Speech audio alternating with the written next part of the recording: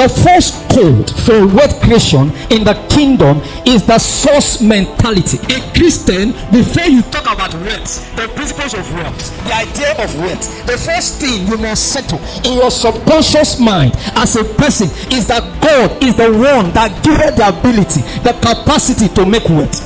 You must kill wealth coming through ideas. You must kill wealth coming through craftiness. You must not tie wealth to your intelligence or your wisdom. That Christian must settle within his heart, in his subconscious mind, that there is a power, there is an ability, there is a capacity that God gives to his children to make wealth. So the source of that power is God. If the source mentality is not taken care of, the foundation is destroyed. He said, I am the God that gives you the power. There is a power that comes to a Christian for wealth creation. There's an ability that God bestowed on a Christian to make money. There's a capacity that comes upon a Christian like a garment, and that capacity start attracting wealth, start attracting favor, start attracting grace, start attracting resources, start attracting ideas, start attracting friends, start attracting helpers. The first code is the source mentality code. You must settle it that your source of wealth does not come from idea. Your source of wealth comes from God. An unbeliever takes his part, he says 2 minutes prayer, he jumps out of the house, he enters a bus, he's going to a market. No, a Christian don't do that. It is God that gives us the capacity, the ability. A Christian wakes up in the morning, goes to his source in prayer, pray and pray until he gets direction for the day. Then he steps out. Why? He recognizes that his source of wealth is what? Is God. So before he leaves his house, he has prepared the ability for wealth creation for that money. So he gets to his shop. As he's standing in front of the shop, as people see him, they start coming. As they see him, they start coming. Why?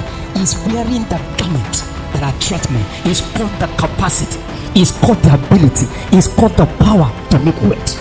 If a Christian has not settled the source mentality, he will die in poverty. If money comes to his hands, the money will go away. It's a blueprint in the kingdom.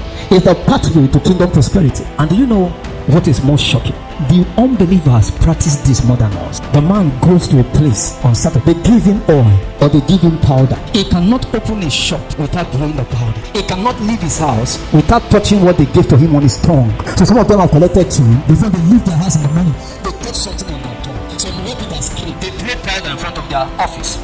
Some of them come, they rub something on their palm, they throw something in front of their door. A Christian, there was a baby Christian, was saying something. He was a banker. He went to one of the senior men that has a bank in Nigeria. If I mention the bank, you will know. The man lives at Ikoyi. He said when he went to the man's house, the guy has a mansion, very massive mansion, and has 60 rooms in that place. So when it was time for negotiation, he sat down. He has already agreed with his boss that this is the percentage that they are going to charge this man. He's coming, he's a banker. They give money to people, they give money. He said when he sat down, the man asked them to wait. They waited.